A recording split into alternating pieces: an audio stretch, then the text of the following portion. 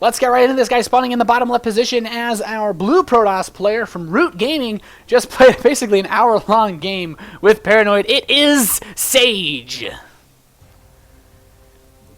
And spawning in the top right position as the red Zerg player from Acer coming in, it is Nerchio. Sage opening the game with a high and a little bit of a heart. Nerchio, try not to be fooled again by the conniving tactics, of course, but well, this is going to be pretty interesting to see how exactly this is going to pan out. It's going to be another PvZ. Daybreak is a map classically known in Wings of Liberty as being one of the Doom maps in terms of epic spine crawler lines and broodlord pushes, but it's Heart of the Swarm, so things are a bit different. And already this game we have a very different opener from Sage. He's built his first pylon within about 2 screens of his main base, so we will not see quite crazy an opener from our Korean Protoss player, but it looks like with the pylon positioning he may go for a fast Nexus, but no probe scout is very interesting. He won't be able to see the pool timing of Nerchio. Now, assuming that Nerchio goes for a standard pool timing, which he has, it's about a 14 supply spawning pool, nothing terribly unusual. Sage could try to go for something like a Nexus first, and he seems to be doing that blindly anyway, so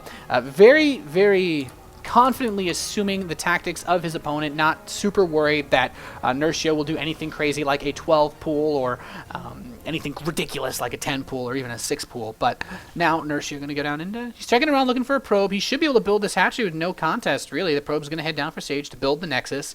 So nothing unusual happening at all. So Sage, yeah, he's just going to continue to put out probes. No scout whatsoever. So pretty interesting to see this. He's not really taking any early information. Now the Forge is on the way.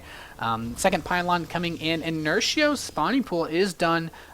Looks like he's not going to make any Zerglings to scout just yet. Wants to get the Queen first. So Queen production has started. Should see at least 2 Zerglings for scouting purposes by Nerchio, and he's going to make 4. So this will be able to clear out any possible early proxies, but the Overlord sees all. So what he may try to do is just run these Zerglings into the main base before a Photon Cannon can finish. And, well, Sage is going to set that Photon Cannon down, and now it's got about, 35 seconds before it completes. First couple of Zerglings are headed across the map, and Nerchio's going to immediately take a 3rd base. So the Zerglings are just going to make sure that Nerchio doesn't have to deal with any kind of pylon blockage at the 3rd, and the other 2 Zerglings can take both watchtowers as well as scout for what exactly Sage has set up, possibly a fast 3rd or anything else, any other kind of shenanigans.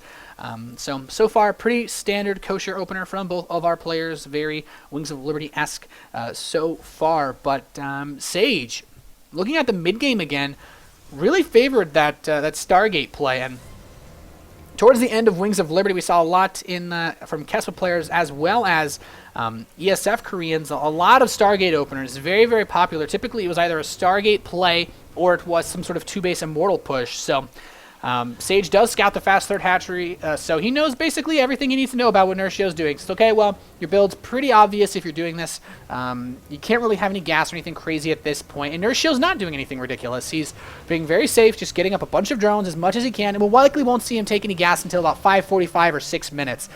This is pretty standard time for Zerg players to take their gas off of a 3 hatchery play. So Zealot is going to go out now to take this watchtower. There are a couple of Zerglings, but the Zealot should be able to shove it away nice and easy, and so it shall.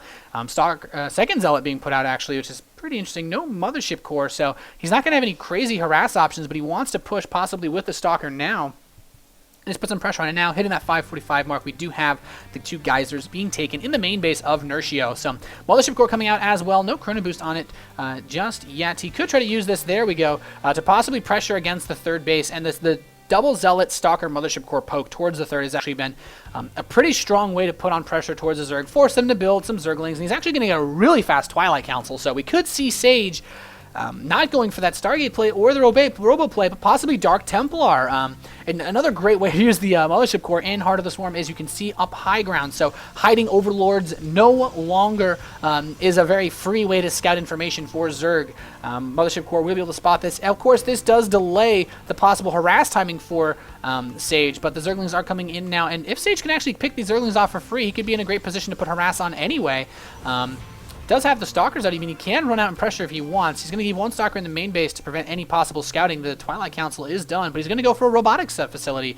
Interestingly enough, getting the Twilight Council with no, it could be DT drops maybe, but no +1 attack means it's not going to be a Twilight Council for upgrades, which makes this very interesting that he gets the Twilight Council. There's not too many things you can do. Maybe fast blink off of 2 bases, but the Twilight Council is still too early in that regard. This is going to be a very interesting play. And there's the Dark Shrine, so now he's going to get it. I feel like the Dark Shrine, though, if it was built before the robotics facility, would have allowed him to have a Warp Prism in time for the Dark Shrine to finish. But now the robotics facility is going to be complete, and that Dark Shrine is still a little bit over a minute away. So Sage, not 100% sure what his plan is. He's put out this bit of harass. He has a proxy pylon going down, and he has the Mothership Core and the Stalkers as well as his Zealots, but at this point he's had more than enough time to prepare Nerchio to defend this. So the Zerglings are going to actually find this proxy pylon, should be able to take this out. Their Warp Gate is done, but there's only one gateway on the field, and it's not actually in Warp Gate mode yet. Supply block on a chrono-boosted robotics facility really hurting Sage. The supply block's really just slowing his opener down so much. These units are going to run in towards the main base now, trying to pick away at the Queen, sees the lair, the Roaches trying to shove away these Stalkers. The +1 Carapace is on the way for the Roaches as well, will kill the Stalker. Not enough energy to use that recall. He used the Time Warp to slow the Roaches so he could get in and kill drones, and that's not a bad play by Sage at all. So the Dark Templar follow-up harass could also be really devastating, but he knows that there's a lair now. He's still going to go for this Dark Shrine, though. Still has it about to finish. He has the Warp Prism now, so he can put on the pressure if he wants. Mothership Core barely gets away. Pretty lucky Mama Core there. But he does have this pylon set up. He'll be able to warp in the DTs at this location and then pick them up with a Warp Prism and just try to go for a scoop and score with this Warp Prism in the main base. Now, there is not an Overseer on the field, even though we do have the lair. There's no Spore Crawlers in the main base. We have one at the natural. We do have a Spore Crawler at the third base as well. And, well, this could be a big opportunity for Sage to do a lot of damage. Overlord does scout Sage going for this third base now. But here comes the Warp Prism. Nerchio not 100% prepared for this. No Spine Crawler in the Spore in the main yet. It's constructing, but the DTs may be able to drop and do a lot of damage. He's going to be here to catch this Warp Prism. There's no detection, though. If he can kill the Roaches off before this, but now the Spore Crawler is complete. He needs to retreat. He will not be able to put on any pressure with these Dark Templar. And, well, with Spores at every base, his opportunity to harass just went away. Hydralisk Den is complete. We have the Spire coming in. Immortal being produced by Sage. Now he's going to be a little on the back foot with detection. Nerchio could push pretty easily. There's no real tech on the field for Sage. He can morph the Dark Templar into Archons, but that's not going to do too much at this point. He doesn't have any tier 3 tech really in terms of Colossi or Storm or any kind of Stargate Plate Aug. Manages to snipe the Spore Crawler with his Dark Templar, though, and if he kills his natural, that could be huge. So great pickup here for Sage. Overseer does arrive, though. Will the Zerglings be able to kill the Dark Templar in time? He's getting that hatchery very, very low. He doesn't have any transfuses. It gets the natural hatchery right as the Dark Templar die. Great catch for Sage, and that's exactly what he needed. He needed to find a way to make those Dark Templar cost-effective and useful. At the same time, the Dark Templar for Sage also spotted him. Wow, actually, he doesn't barely see. I was almost certain he was going to see that Spire and Hydralisk Den, but not knowing. Either way, it does look like Nerchio wants to go for more of a standard Roach, Hydralisk, Corruptor composition, possibly Mutalisks later on, instead of what we saw out of Paranoid, which was that mass Mutalisk play. There is one Ninja Templar sitting in the main base, going to try to maybe poke away at these drones, but the Overseer actually sees it. Nerchio, he knows about this.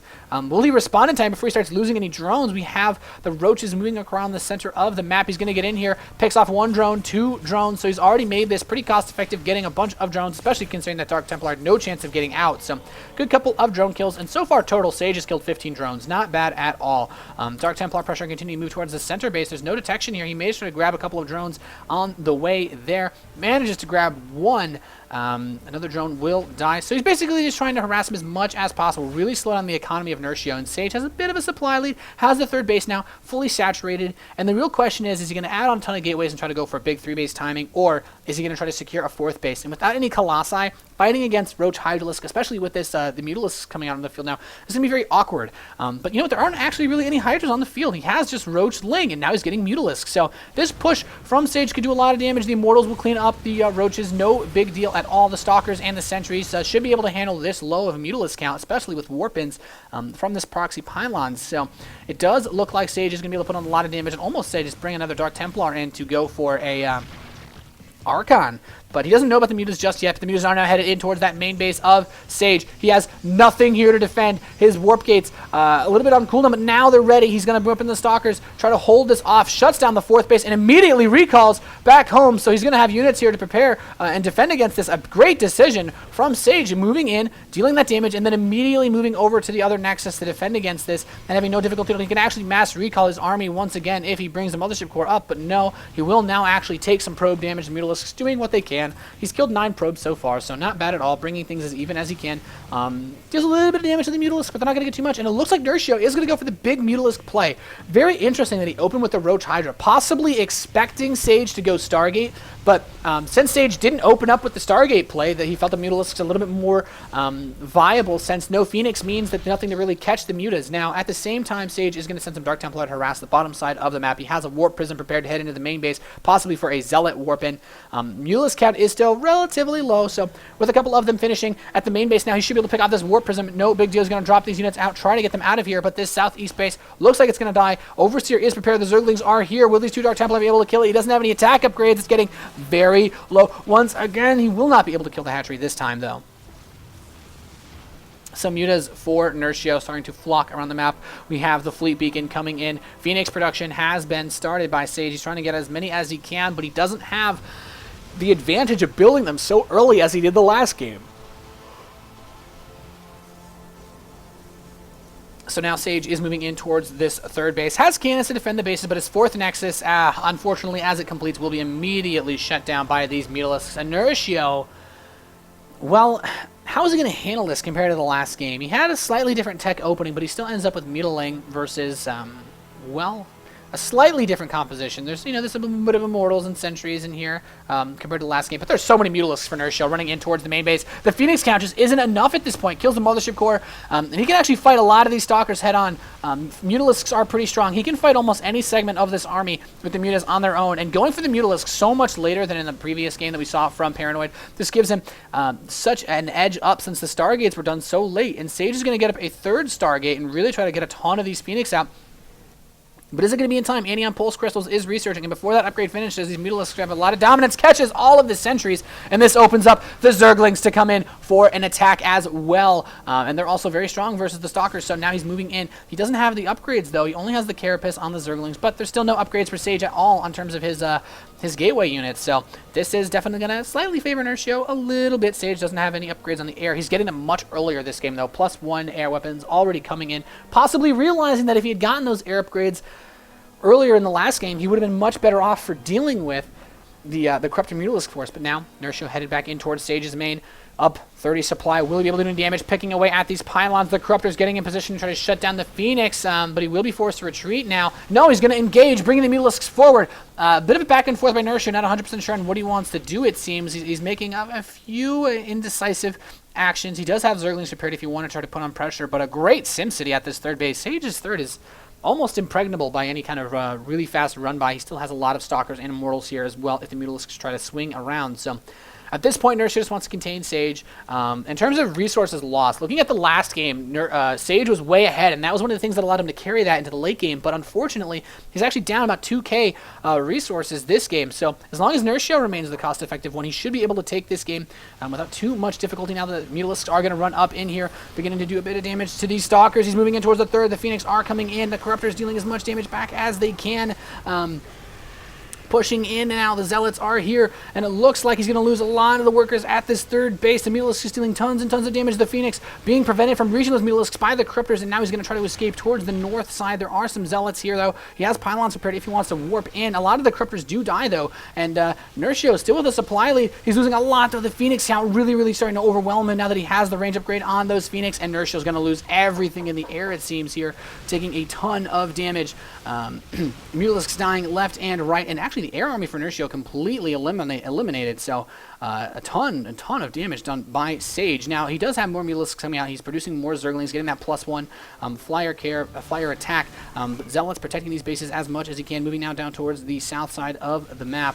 The Stalkers are in position, but they can't quite catch him. He doesn't have that blink. And Sage, classically in the last game, also didn't have blink until a very late position. So now I'm beginning to move in, attacking these Corruptors as much as he can. But does he have enough to push this. A drop in the main base. Zealots moving in. He doesn't have any upgrades, so he's going to have a bit of difficulty killing these queens off. It does have the armor upgrade, so... but the Phoenix are going to catch the Mutalisks, and now Sage doing a ton of damage to Nerchio, looking very strong, warping in even more units inside of the main base of Nerchio, and now Mutalisks being forced back into the main, and the Phoenix are going to corner him in the center of the map. He's going to kill off everything that Nerchio has, going for a big Zergling run by in the top left side. The army of Sage is pushing towards the bottom right area. This hatchery is very low, and Nerchio's just going to GG. I'll be right back in 1 second, guys.